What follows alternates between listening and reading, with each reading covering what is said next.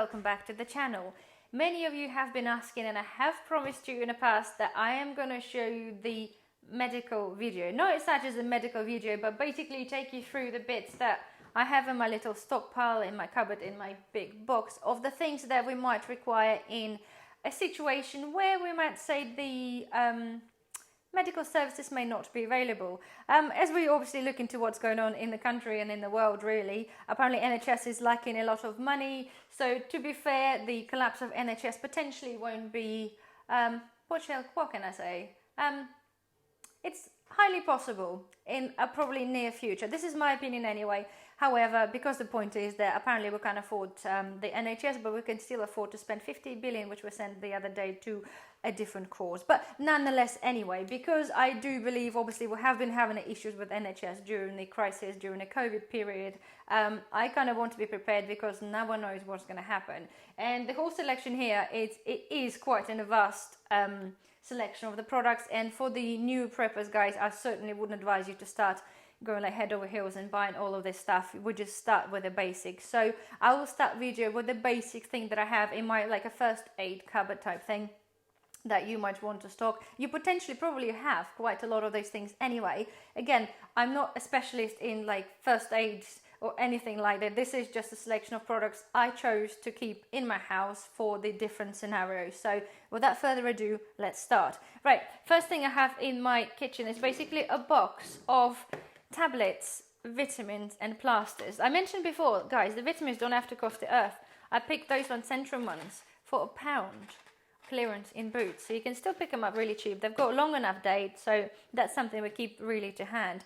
And then of course I pick up the different like aspirins, paracetamols, anything that you can find in the shop cheaply. I always pick up a few because we can only allow obviously to buy 2 at the time, so I normally buy it every time I go shopping. The cheap stuff you can pick up for like 29p at the moment. So basically for the long term, the really basic ones got a longer date. So this one's got a 2027.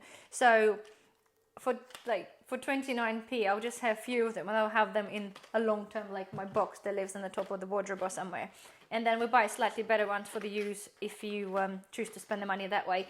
Some of those products, you're probably all aware that a lot of them are kind of a little bit gimmicky, and obviously you're paying for the brand. So the main thing I do when I buy, I just compare basically the milligrams of like other paracetamol, what's in the tablets, and compare the ingredients. And it's quite often you'll find that really cheap ones are really pretty much the same as the really expensive ones, just with a different box. So here we are. So we've got the tablets, we've got vitamins, all the different ones. Obviously don't forget paracetamol and ibuprofen are slightly different things. So if you're not allergic to ibuprofen, then obviously have both. We'll have things like, you know, the Bonjela gels. It's sort of thing that if you suffer with specific conditions or specific things, then have some of that in a cupboard just to help you out, just in case you can't get something. Plasters, as you know, guys, are self-explanatory. They've got loads of plasters, different sizes, different colors, whatever really you want. We always have the little vitamin C and energizing tablets. They are very cheap. They're 85p pretty much everywhere. I always have few to hand. The date on that one, oh, this one's actually expired. This one is actually 2024. So again, it's something just to give you a little bit of the immune boost if you can't get access to like fresh fruit and vegetables. So okay, then we have basic things again, guys, like eye drops, ear drops, Soil. Again, it's all very easy and accessible stuff and fairly cheap at the moment. So next thing, again, applicable if you have children or toddlers or babies, it's things like we've got the Calpol, I've got the vapor wraps, we've got little baby thermometers, that kind of thing. Again, you probably already have this anyway, but again, because I've experienced like problem with Calpol before and it's got really long date, I do have quite a few just in case. But the whole idea, of course, of all these things that, guys, when we're prepping is for just in case scenario, and I've taken this to a slightly further next level basically of preparation. But again, because I have OCD, I have this compulsion and I need to make sure that I feel safe within my own home, if you wish, and I want to make sure that I have all the things needed if things go wrong. So anyway, cold and flus, you can see different brands, and the supermarket ones are obviously so much more cheaper, so I have a lot of them as per my past experience. If you haven't seen the videos, then guys, do watch my beginner prepper video. I might put the link somewhere up there. All right, moving on, guys. Right, the next thing, again, if you wanted to progress further from your basic tablets, vitamins, that kind of thing, I suggest, if you don't want to be buying all of this, and it's quite time consuming to be able to find the right product and to find it at the right price, and it takes certainly time and space to keep all of that. The one thing I suggest is just get one of the decent first aid kits. It pretty much has everything you need, but on a smaller scale. You have the saline solution, you have little scissors, little bandages, you've got the little tweezers, literally everything in there in a small quantity, and it's the perfect thing. You can keep this in the car, you can keep it anywhere in the drawer, and it's really, really handy. It's grab and go, but again, this is kind of the thing that's for short term, for one incident as you wish, if that makes sense, right? It's not something that's gonna cover you for a year of no NHS cover or no doctors, whatever else, if that happens. So anyway, this is hopefully the beginning point. I'm moving on, right? Next things we have is things like the adhesive dressings. You know, sometimes it depends what you do, because in the tough times, maybe you have to do a bit more, I don't know, do some logging or whatever the people do in the garden, or whatever you do with the tools, with the knives. You might necessarily plaster might not necessarily be enough. So we're talking about slightly bigger dressings to cover. So this one has got 6 by 7 centimeters. They're a bigger square things that if you have a bigger wound, that you can obviously cover it up. And I'm moving on from that. Really is all of that stuff. This is more like, again, the next level. This is stuff you have to research to what you buy. It is available on Amazon. It is available on eBay from pharmaceutical countries.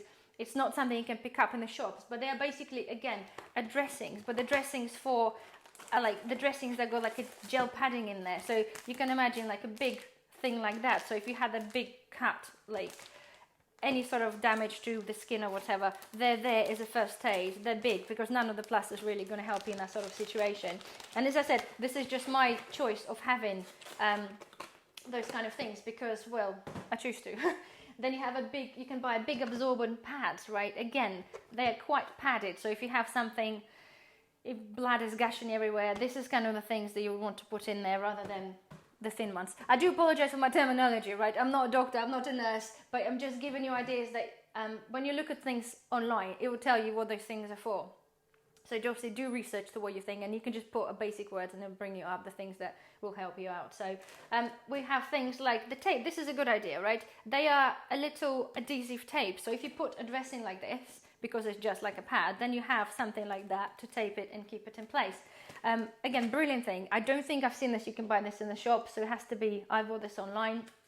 Again, unfortunately, the more professional medical things are not particularly cheap, but could you really put a price on if you really need help and if you have to sit in A&E for 12 hours, or if you have to wait for an ambulance for God knows so many hours?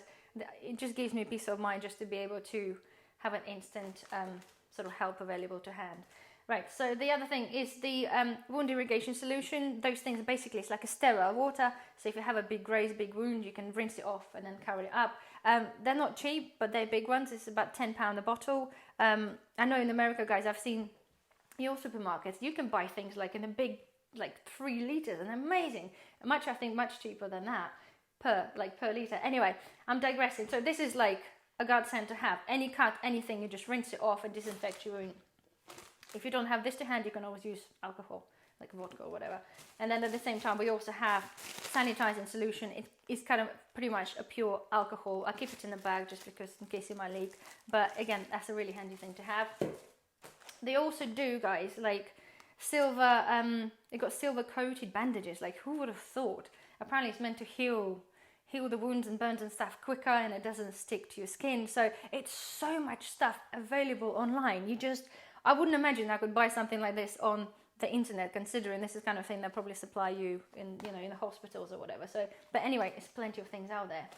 Right, then I have another. That was, I think, a first aid from one of the cars that were taken out. Again, there's loads of different bandages, a lot of different things. Again, that just sits in my box. We have things like leg supports, compact thing. They're in the little packages. Obviously, things are single use. I only got like a couple in there anyway, but nonetheless, all those things have a long date. So again, puts my mind at rest. At the same time, right? Again, I am OTT with that one, but we have things like to support your arms and elbows. You know, I've got one to support your neck somewhere. So it's kind of those things that, and again, don't just rush in and buy them. I've just been picking this kind of stuff for years. If I've seen it somewhere really cheap, I just have it, and I just had the box running for ages. And eventually you just build up to the stage where you pretty much have everything you need for any occasion. I'm not nowhere near that, but nonetheless. All right, again, you can buy things like bandages like that. They're not particularly great because they do come undone with the little metal clips, but it's there. I had it somewhere for ages ago and it just sits in my thing.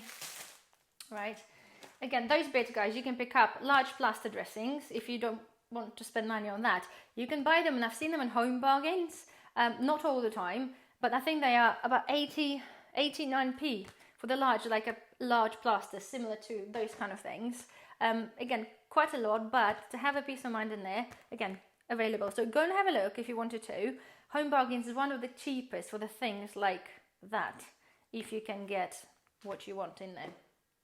All right, next thing, guys, it's basically things like lip balms. I know it sounds really daft, but I have this in the box purely because, well, if I need to grab and go, the box, medical box, I kind of want to have a couple of, sorry, I've got hair on my lip gloss. Anyway, grab and go, and I always have like other bits in there. So clover oil, there's so many things out there, like a herbal oils, herbal remedies that will help. Like clover oil, right, apparently helps cold sores. So if you suffer with cold sores and you don't want to buy the Zavirax, which I have somewhere, I have a couple anyway, just in case, you can buy natural clove oil. Again, very cheap at the moment, very cheap, like a couple of pounds I think you can buy. Okay, so things like Andrew's salts for your stomach, burn spray. Again, I've, because I cook quite a lot, and there have been numerous occasions where maybe one glass too many and I go in the oven and just burn top of my arm trying to pull out the dish out of the oven. It does actually really work, and it does help to soothe it, and it's really handy thing to have. So again, just part of this building up your package. Right, okay, again, low adhesion dressings. This I think again been bought from like home bargains, again really cheap. Non-woven swabs. Basically it's like pieces of things you wipe and you clean a wound basically, and then you throw them away, pretty much like a cotton bud, but they don't have like this little linty stuff that will stick to your wound.